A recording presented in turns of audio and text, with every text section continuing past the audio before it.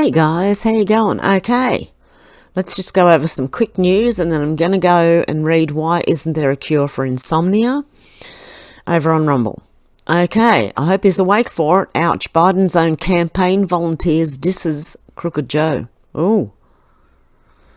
One of Joe Biden's own campaign volunteers dits Biden during an interview with CBS Philadelphia. Joe Biden on Sunday travelled to Philadelphia to pander to the black community at a black church as his re-election campaign falters.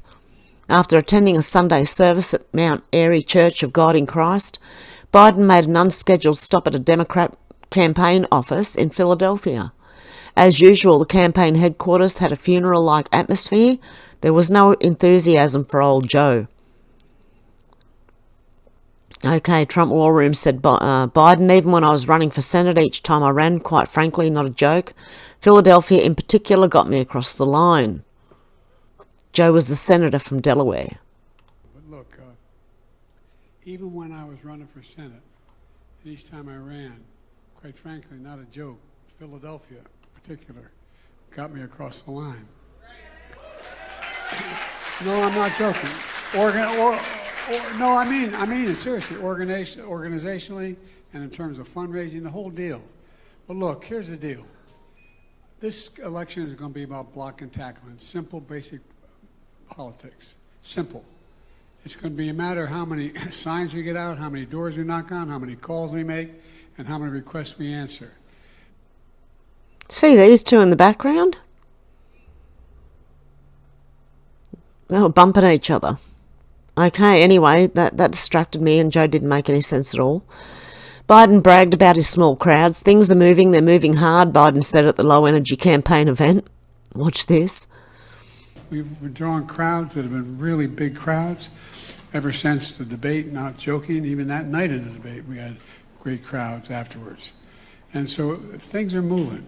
They're moving hard. Oh, yeah, they're moving hard. Joe Biden, rigor mortis is going to sit in shortly. Biden's campaign volunteer dissed Joe Biden. I hope he's awake for it, one of Biden's campaign volunteers said when he found out Biden made an unscheduled visit to the Philly campaign office. Watch this. After the church visit, the president made his way to a field campaign office in Manayunk, where volunteers were surprised to find out he was visiting. Oh, is he coming here? Yeah. Oh, I didn't know that. Oh, that's cool. That's dope. I hope he's awake for it. Solomon Troop, who has canvassed for Biden, was one of a few hundred who heard Biden speak at the field. Okay, we'll stop that there. Interesting. Okay, then we've got pro-Hamas protester tries to display anti-Israel signs during a NASCAR race in Chicago. Man scales fence to rip them to shreds. There you go. Another one. United Boeing 757 loses wheel after taking off from LAX. Oh dear. Not good. Is that from DEI Hires? It's just a stock photo, okay? Another one. This is what... yeah, it is. DEI. Didn't earn it. United Airlines Boeing 757 lost a wheel after taking off from Los Angeles International Airport on Monday morning. The plane landed safely in Denver, Colorado. United Airlines Boeing wheel fell off after takeoff from LAX this morning going to Longmont, Colorado. Is this another maintenance issue? What the heck? Husband was on flight and texted me. The pilot luckily landed the plane safely, a woman said in a post on X. Wow. United Airlines plane landed safely in Denver on Monday after a wheel fell off during the takeoff from Los Angeles earlier in the day. Well, I hope no one was underneath it when the wheel fell off, or the wheel didn't hit anyone. Officials at Denver International Airport said United Flight 1001, a Boeing 757-200, landed at DIA just before 11 a.m. after a wheel on the rear landing gear fell off the plane upon takeoff at LAX. No injuries were reported among the 174 passengers or 7 crew members. Any on the ground at all? United says an investigation is now ongoing to determine what caused the wheel to fall off. The wheel has since been recovered in Los Angeles.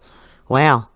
A Reddit user who claims to have been on the plane says the flight crew did a great job and they only arrived at their gate about 25 minutes later than scheduled. Archived air traffic control audio shows several other pilots pointing out to air traffic controllers that the wheel came off. Earlier this year, United Airlines Boeing 777 was forced to make an emergency landing after it lost a tyre during takeoff. The United plane was taking off from San Francisco when one of the 6 tyres detached from the aircraft and damaged several cars in the parking lot. The flight was diverted to LAX where it safely landed. DEI hiring practices is proving to be dangerous. Would you want a DEI doctor? A surgeon operating on you?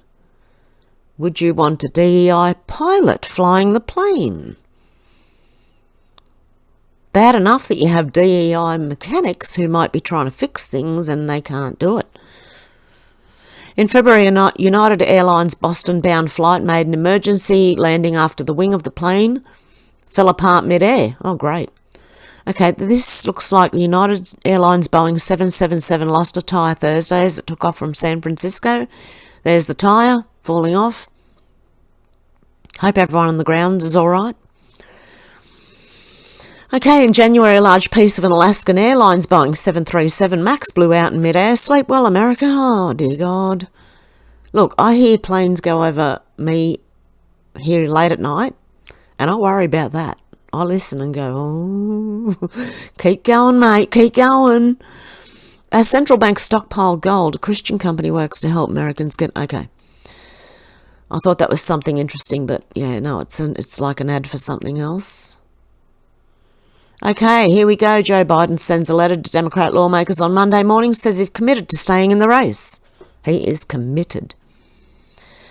I'm not bad at what I do. Angry Joe Biden shouts at MSNBC's Mika and Joe like cognitive declining madman.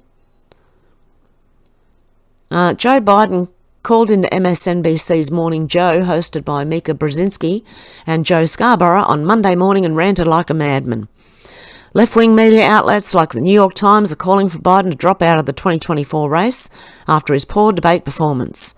Top Democrat lawmakers from both chambers are calling for Biden to step down. So far, Biden has remained defiant and vowed to stay in the race. Biden sounded like a madman losing his power during a call into MSNBC's Morning Joe on Monday, as elites pushed for Kamala Harris to replace him. Have you been tested for any age-related illnesses that might explain having a night like that where you couldn't finish sentences? Mika Brzezinski asked Biden. I've been testing myself. It drives me nuts, people talking about this, Biden said. Let's have a little listen. Hopefully the volume's right this time, guys. Sorry about that. Have you been tested for any age-related illnesses, pre-Parkinson's, or anything like that that might explain sort of having a night like that where you couldn't finish sentences? Look, I had before, I was feeling so badly before the debate. When I came back, they tested me for, I thought maybe I had COVID, maybe there was something wrong, I had an infection or something. They tested me, they gave me those tests, I was clear. So, but look, I had a bad night. But the fact of the matter is, look at what I'm doing. I mean, let me put it this way.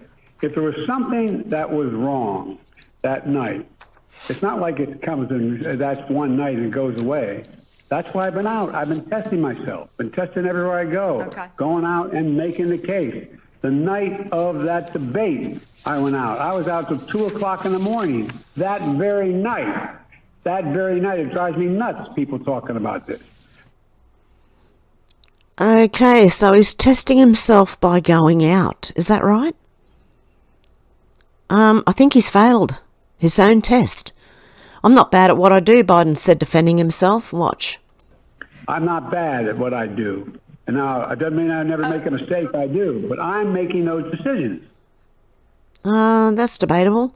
Joe Biden rambled like a cognitively declining madman losing his power. Okay, let's have a listen to this one. The Biden plan, which got in Israel for the Gaza Strip, is something that was adopted by the UN Security Council. Whether it comes to fruition, it's awful close. We'll see. G7's okay. But look, I'm not going to explain any more about what I should or shouldn't do. I am running. Mm-hmm. And if you want to stop me... Oh dear. At one point, Biden issued somewhat of a veiled threat after Mika asked him about his disastrous debate for performance. How can you assure the American people that you won't have another night like the one you did in Atlanta? Mika asked Biden. How can you assure you're going to be on, fate's not going to intervene on your way to go to work tomorrow, Biden said. Yikes. Okay, so, because people are worried about Biden, he's turned it around and said, what, you're not worried on your way to work tomorrow morning? Could be hit by a bus. I don't know. How can you assure the American people that you won't have another night like the one you did in Atlanta? Look at my career. I've not had many of those nights. It was a terrible night, and I really regret it happened. But the fact of the matter is, how can you assure you're going to be on fate that can intervene on your way to go to, work tomorrow? I don't see that as a threat. It's just a comment. Angry Joe shouted at Mika and Scarborough, I'm here for 2 reasons, pal. Come on, give me a break. Challenge me at the convention. Okay, let's have a listen. The American public is not going to move away from me as an average voter. And again, I'm here for 2 reasons, pal. One, to rebuild the economy for hardworking middle-class people, give everybody a shot. Just a straight shot. Everybody gets a fair chance, number 1. Number 2, remember all this talk about how I don't have the black support? Come on, give me a break. Come with me. Watch. I'm getting so frustrated by the elites. Now, I'm not talking about you guys, but about the elites in the party who they know so much more. But if any of these guys don't think I should run against me, go ahead, announce for president. Challenge me at the convention. Okay. Wow. Great stuff, Joe. You're doing well there, mate. Really sounding like you've got problems. Okay, this one. Fireworks. Chaos erupts in press briefing room as KJP repeatedly declines to say why a Parkinson's expert has visited Biden's White House 8 times in 8 months.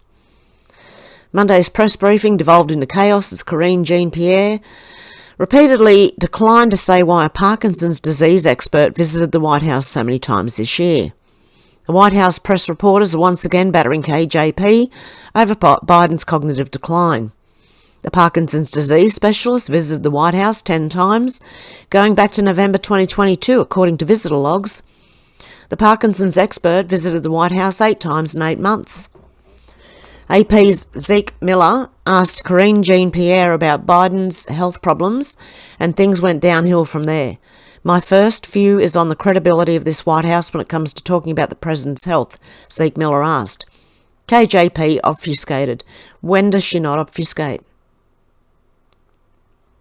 Let's have a listen. First view is on the credibility of this White House when it comes to talking about the president's health. When you were here last Tuesday, you were asked if the president had had any medical examinations since his physical in February, or that included the time period after the debate. You said flatly no. 3 days later, you admitted that the president had a quote, short check-in with the medical team thereafter. I mean, those are 2 very different answers. No. Actually, if you were to listen to I think I did a 30-minute gaggle on Friday, 30 minutes with I think it was with the pool. And I said he did not have a medical. I cleared it up. You're right. You're correct. I said he didn't. I still stand, but he didn't have a medical exam. I said that in the gaggle, and you're right. I said that in the briefing. He had a check-in with, and he said this on Friday. He had a check-in with his medical doctor, which is something that he does a couple times a week, as you know, and I stated this as well. He has, for those who don't know, obviously outside of the briefing room, outside of the White House, many Americans don't actually understand this, so let's take a step back. They deal with their medical issues or physicals very, very differently. They are they are lucky if they get to see their doctor once or twice a year, right? They have to get in a car, they have to either take public transportation in order to make that happen. The president's medical unit is literally down on the other side of the colonnade, is just down the steps from the residence, and so a couple times a week, he does a check-in, a verbal check-in with his doctor while he's exercising. That is something that happens often. Matter of fact, he did a check-in today because I know folks were going to ask about if he was tested for COVID. He was not. We are following CDC guidance. He was not tested for COVID, just to let you guys know about that one. And if he has any symptoms, obviously, we would test him. Is that But in the context of the second gentleman's diagnosis? yes, which is why. No. It's in context of the second gentleman. But to answer your point, he did not have a medical exam. He did not have a physical. He did do like a verbal check-in with his doctor a couple days after the debate, and it was very quick. Do all presidents have the doctor on call? I'm just wondering why they need to see him so often, or why Joe needs to see him so often. Was a couple of words that were spoken to each other, and that's how we were able to give you that answer. But he did not have a medical exam. He did not have a physical. Okay, he didn't have a medical exam or a physical. Did he have an incident? Zeke Miller pressed KGP on the Parkinson's expert, a Parkinson's expert who's come to visit the White House almost a dozen times over the last year or so, including at least one meeting with the president's physician. Could you state, like very clearly, yes or no, was that expert here to participate in anything surrounding the care of the President of the United States? KJP once again refused to answer the question.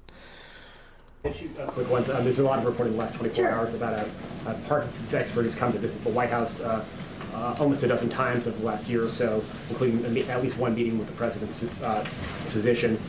Could you state, like, very clearly, yes or no, was that expert here to participate in anything surrounding the care of the President of the United States? So let me just say a couple of things. We have had a comprehensive, and I just want to take another step back, comprehensive physical examination. The President has had that. We've given a comprehensive report. We've shared that the past 3 years.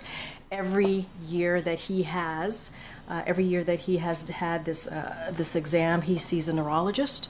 And just to give you a quote from that, from the report most recently in February, an extremely detailed. Why does he need to see so many doctors? Is this a normal thing? Could someone tell me? Is this a normal thing with presidents that they need to have doctors on call? Neurological exam was again reassuring in that in the White House and need to see them so many times? There were no findings which would be consistent with any cerebellar or other central neurological disorder such as a stroke, multiple sclerosis, Parkinson's, or ascending lateral sclerosis, and quote, so that came directly from in February in that comprehensive report that was provided by the President's doctor to me, that I share with all of you. So anyone who is watching can certainly go to our website. Okay. A very frustrated CBS News reporter Ed O'Keefe asked Karine Jean-Pierre why a renowned Parkinson's expert has repeatedly visited the White House. KJP argued with Ed O'Keefe and claimed we cannot share names. There are security reasons. We need to protect their privacy, KJP shouted. Ed O'Keefe pushed back on KJP and blasted her for hiding information from the press pool. We provide to all of you. It's a very basic, direct question. Wait. Hold on. Wait a second.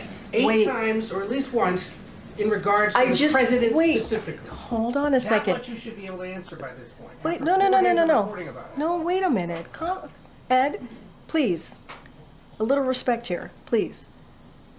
So every year, around the president's physical examination, he sees a neurologist. That's 3 times, right? So I am telling you that he has seen a neurologist 3 times while he has been in this presidency.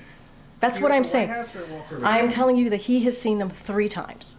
That is what I'm sharing with you, right? So every time he has a physical, he has had to see a neurologist. So that is answering that question. No, it's not. No, it is. It is. You're asking me. Kennard, come to the White House. But I also said to you, Ed, I also said to you, for security reasons, we cannot share names. We cannot share names. We have to. Others he would have met with. You can share names in regards to if someone came here in regards to the president. We cannot share names of specialists broadly, from a dermatologist to a neurologist. We cannot share names. There are security reasons. We have to protect. It's public. I understand that. I came out here. hear It's you. right there for anyone to see. Ed, I hear you. I cannot from here confirm any of that because we have to keep their privacy. I think they would appreciate that too. We have to give them. The doctor. We have to keep their privacy. It is public information. I hear you. And you're going to allow this to fester longer, Karine, unless the White House answers the question. Hold on a second. There's no reason to go back and forth and be in this aggressive way. Miffed around here about how information's been shared with the press corps about him. What are you missed about? What are you missed about? Everything he just asked about. And then every time I come back and I answer the question that you guys asked. Correctly, you didn't have to come back and clean it up. I never answered the question incorrectly. That is not true. I was asked about a medical exam. I was asked about a physical. That was in the line of question that I answered. And I said, no, he did not have a medical exam. And I still stand by that. Matter of fact, the president still stands by that. He had a verbal check-in. That is something that the president has a couple times a week. A couple times a week. Now in regards to Dr. Kevin Kennard. And I am telling you right now that I am not confirming names from here. It is the security reasons. I am not going to do that, Ed. It doesn't matter how hard you push me. It doesn't matter how angry you get with me. I'm not going to confirm a name. It doesn't matter if it's even in the log. I am not going to do that from here. That is not something I am going to do. What I can share with you is that the president has seen a neurologist for his physical 3 times. 3 times. And it is in the reporting that we share a comprehensive reporting. Matter of fact, it's more than what the last guy shared, and it is in line with what George W. Bush did. It's in line with what Obama did. And so it is comprehensive. It is out there. I just read a quote from it, but I am not going to devolve somebody's name or confirm someone. I'm not going to do that. That is as privacy. She's just obfuscating. She's not answering the question at all. She's dancing around it. That's what she's doing. Anyway, guys, you can let me know what you think about all this down below, and I'll be back with a live tomorrow morning. Have a good morning, afternoon, or evening, wherever you are, and I'll talk to you soon. Bye, guys.